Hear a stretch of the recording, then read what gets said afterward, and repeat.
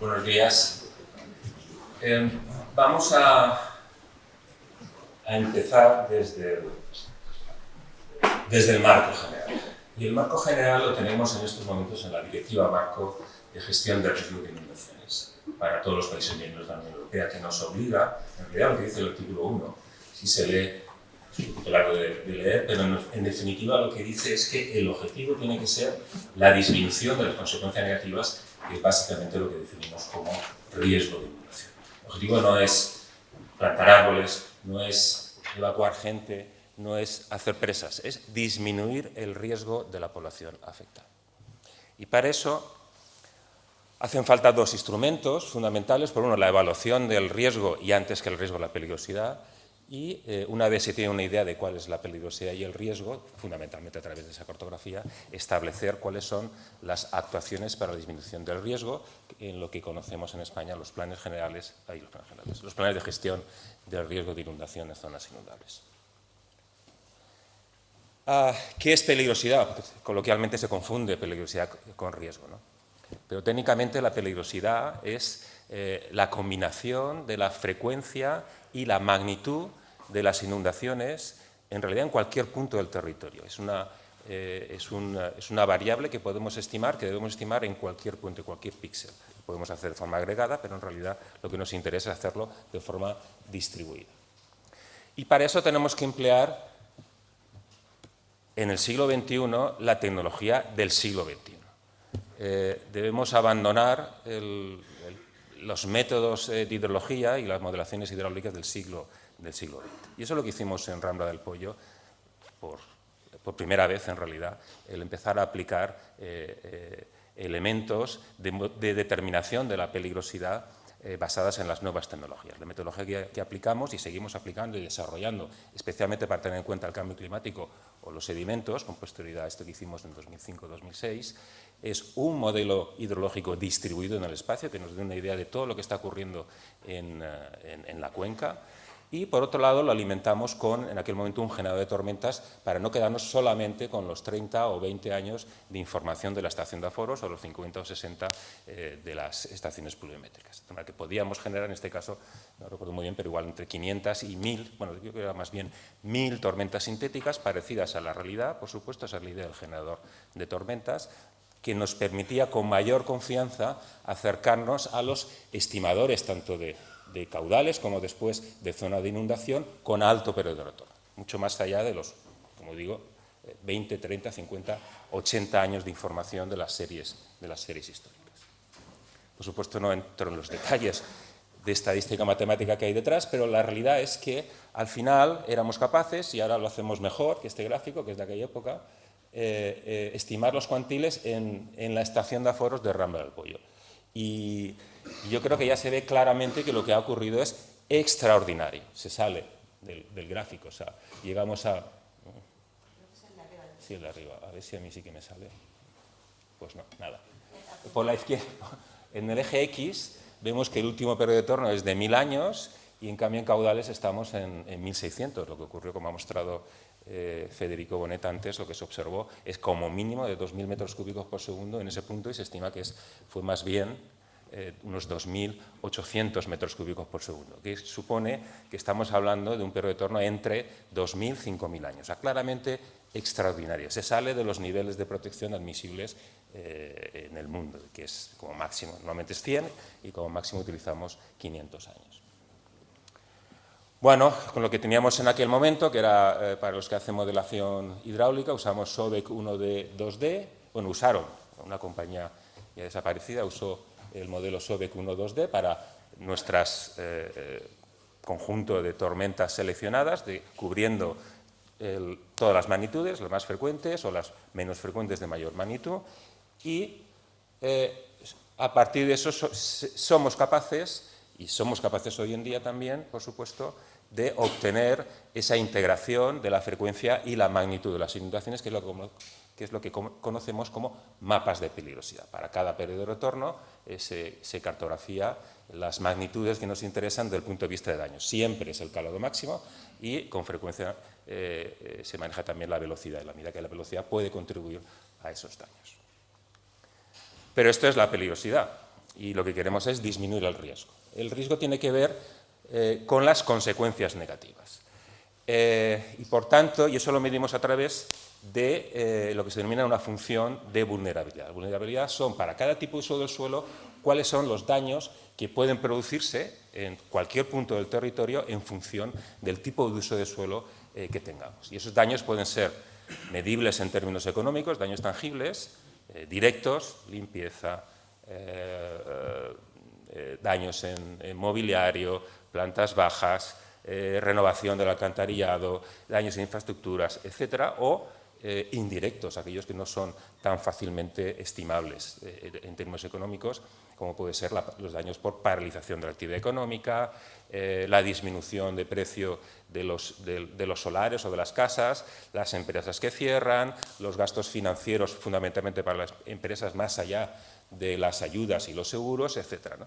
Que en este caso tenemos que estimar como mínimo en un 100%. O sea, cuando se habla de daños directos, la estimación de indirectos sería el doblar esa cifra como mínimo, como mínimo. Y, por supuesto, los daños intangibles, ¿no? El impacto psicológico en esta persona, no de la zona, esta fotografía, estas antiguas, de una inundación en Grecia, va a ser terrible durante mucho tiempo, va a tener un impacto psicológico importante. Y por eso en estas primeras semanas es fundamental, ha sido fundamental el apoyo de los psicólogos para ayudar a la gente a sobrellevar, ¿no? este impacto. Bueno, podemos hacerlo más o menos detallado, esas curvas, de tal forma que, a partir de la peligrosidad y de la vulnerabilidad, cruzamos en el espacio esos dos términos y podemos obtener el riesgo. El riesgo, que en realidad no es una simple cruce, es una integral estadística de peligrosidad y vulnerabilidad, que podemos aproximarlo y al final podemos tener también un mapa de densidad de riesgo en el espacio. Fundamentalmente los colores se sitúan en zonas urbanas porque son mucho más vulnerables por metro cuadrado que los usos agrícolas. Ese riesgo, ojo, que es un riesgo medio, son euros por metro cuadrado, si es densidad, al año. O si son coches, o si son población afectada, pues personas por metro cuadrado al año, o coches arrastrados por metro cuadrado al año. O lo podemos agregar, claro, podemos hacer la suma y tendríamos el riesgo medio total, que en el caso de Poyo y Pozalet lo estimamos en 2006 en 15 millones de euros, sin tener en cuenta costes directos importantes y sin tener en cuenta los costes indirectos. Bueno, pues claramente esas cifras, de hecho, esas cifras significan que está en términos de riesgo absoluto, en los primeros lugares de zonas de riesgo la Comunidad Valenciana, de hecho. Luego tiene que llamar la atención. Bueno, lo mismo que hemos hecho en términos económicos, también se puede hacer en un trabajo independiente el ver cuál es el riesgo de arrastre de coches, la peligrosidad para cada tipología de coche, integramos con la densidad de vehículos que hay en el espacio y con eso conseguimos una media de coches arrastrados al año en la zona. Y no es casualidad que utilizamos como caso de estudio el conjunto de municipios de Alfafar, Massanas. Éramos todos los técnicos conscientes de que eso es una zona peligrosa y es una zona con alto riesgo. ¿Qué hacer? Podemos, para disminuir el riesgo, podemos disminuir la peligrosidad y eso es lo que fundamentalmente hacemos con las infraestructuras. Con las infraestructuras podemos, en la zona de inundación, incrementar el umbral, la capacidad de desagüe de la zona, el umbral a partir del cual se produce la inundación, con encauzamientos o con renaturalización de cauces, con diques y motas en los casos de grandes ríos. Podemos disminuir la magnitud frecuencia en la cuenca con embalses, con balsas de laminación, con restauración hidrológico-forestal, gestión del uso para favorecer los procesos de infiltración, derivación de caudales, corredores verdes, establecer zonas de sacrificio, etc. Creo que ya se han mencionado algunas de ellas. Pero, no estamos solos en el planeta, estamos en un medio ambiente que sí podemos, debemos proteger. Por eso, antes en realidad que plantear estas soluciones sin pensar nada, lo que uno tiene que ver es, bueno, realmente qué es lo que hace la naturaleza respecto a la inundación. ¿Podemos ayudarnos en la naturaleza para encontrar soluciones que sean casi igual de buenas o más buenas que las soluciones estructurales, con los beneficios medioambientales asociados, pues bueno, yo creo que si eso es posible, pues tenemos que hacerlo. Por supuesto, el encauzamiento tradicional de la izquierda ocupa mucho menos espacio, pero si hay sitio, tenemos que plantearnos la renaturalización del cauce. Ocupa más sitio, pero es indudable que nos estamos cargando el medio ambiente, tanto fluvial, el ecosistema fluvial como el ecosistema ripario, y además hay un efecto de laminación, porque la red fluvial también actúa como un elemento de laminación, igual que un embalse. Bueno, pues si tenemos más sección, pues la laminación va a ser mayor que en el encauzamiento tradicional. Si cabe, insisto, pues estamos en Paiporta, pues evidentemente no tenemos sitio para conseguir la suficiente capacidad de desagüe con una renaturalización del mismo. Hay que recurrir a soluciones duras para conseguir una capacidad de desagüe suficiente. En el plan de 2006 que realizó la empresa de ingeniería Minsa, aunque también antes y después intervino TIPSA, bueno, la verdad es que, por eso digo que todo el mundo lo sabíamos, porque es que hay, desde los años 60, ¿no? Ya hay un plan de desvío, o sea que la cosa está... El SAI puso ya de entrada un sensor en Rambla del Pollo, desde el minuto 1, o sea que era una cosa totalmente conocida. Bueno, pues en 2006, por diferentes razones, se estudiaron, en realidad, que no lo sabíamos, soluciones para esa naturaleza, y frente a la opción de una presa en Cheste, pues se consiguió un nivel de protección, al menos en teoría, de 500 años de perpetuo. Y consistía en reforestar y la parte alta de las cuencas de Pozalet y Pollo, con micropresas de retención de sedimentos, y en la zona de inundación, corredores verdes y una zona de sacrificio inmediatamente a la desaparición del Pollo, porque al final es una zona agrícola, ¿no? Y donde no cabía... donde no hay espacio, pues encauzamientos tradicionales entre los polígonos industriales, entre la población, y una base de laminación en la desaparición de una gran base de laminación para el Pozalet, pero sin un objetivo medioambiental claro. De esta forma, se evaluó por parte de la Minsa, bueno, se miraron diversas alternativas y la solución final escogida, la que cumplía el mejor análisis coste-beneficio. La inversión era de solo 147 millones de euros de aquel momento y la efectividad reducía los 15 millones a 4, la reducción era de 11 millones de euros al año. Bueno, ahí no solamente es eficaz, sino que también es eficiente. En cualquier análisis coste-beneficio ya teníamos que haber hecho muy malos números para que esta obra fuese cancelada por motivos económicos. Pero no nos podemos quedar aquí. Juan, creo que fue Juan que trajo un día este informe y la verdad es que fue muy interesante. Yo la idea más clara que vi era que lo que le querían comunicar al presidente de Estados Unidos de aquel momento es: con el dinero que nos hemos gastado en infraestructuras para defensa, con el término defensa, de las inundaciones, los daños estandarizados por población y por el IPC, los daños se han ido incrementando. O sea, algo tenemos que hacer. Ya se estaba pensando en los 90 que algo más había que hacer. ¿Por qué? Hay muchas razones para esta situación, pero la principal es la falsa sensación de seguridad que generan las infraestructuras. Hemos reducido la peligrosidad con las infraestructuras, cierto, pero esa sensación de falsa seguridad hace que la vulnerabilidad y la exposición se incremente, haciendo que al final el riesgo sea incluso superior al que había antes de las infraestructuras. Por tanto, no nos podemos quedar solamente en eso, en reducir la peligrosidad. Tenemos que hacer más cosas, lo que se conocen como actuaciones no estructurales.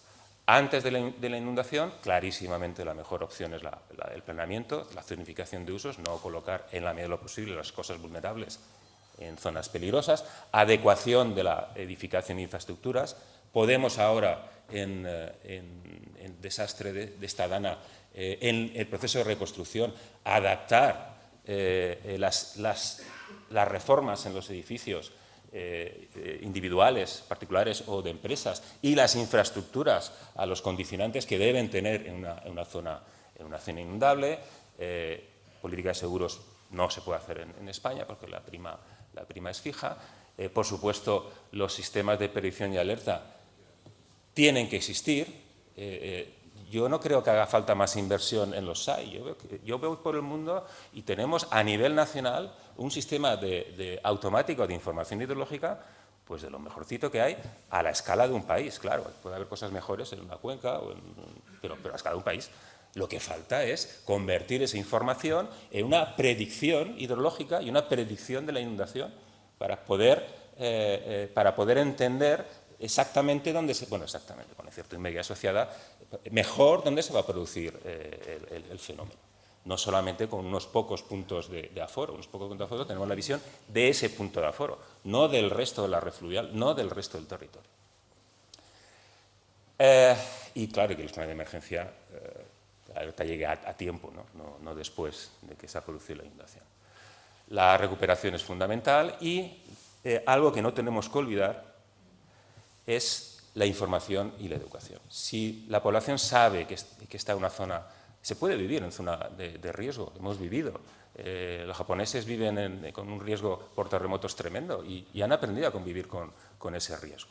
Si desde la infancia, si desde los colegios se enseña que están en una zona peligrosa y qué es lo que tienen que hacer en caso de inundación,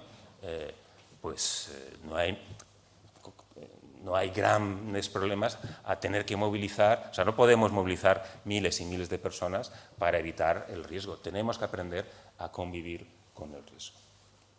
Bueno, como conclusiones, yo creo que las consecuencias económicas y sociales de lo que estamos manejando cuando hablamos de inundación que afectan a zonas urbanas exigen que utilicemos el mayor rigor posible. No hay que olvidar que el objetivo es la reducción del riesgo, el riesgo completo, no la peligrosidad, no solamente el sistema de alerta, es el conjunto de actuaciones. La evaluación del riesgo nos permite priorizar entre diferentes zonas de inundación y obtener la eficiencia de las inversiones que se hagan. Y la educación en la información y las medidas no estructurales son los que al final consiguen que la población sea más resiliente, y eso es fundamental, tener capacidad para recuperarnos más rápido de lo que podría ser si no adoptamos las medidas adecuadas. Eso es muy importante. Y quería acabar con algo positivo, y es que